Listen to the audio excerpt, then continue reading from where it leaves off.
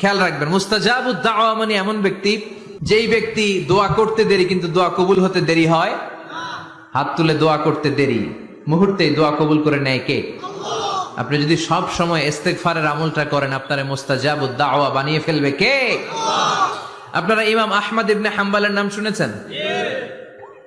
আমাদের ইসলামে 4টা মাযহাবের প্র্যাকটিস আছে, অনুশীলন। হানাফি, শাফিঈ, মালিকি। 4 নাম্বারটা কথা কন।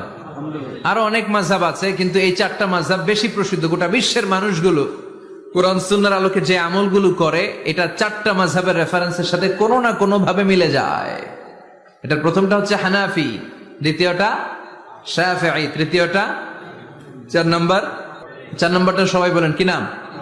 হাম্বলি। ইমাম আহমদ ইবনে হাম্বল এই মাযহাবের ধারক, বাহক, প্রতিষ্ঠাতা। তিনি ছিলেন জগৎ বিখ্যাত মুহাদ্দিস, জগৎ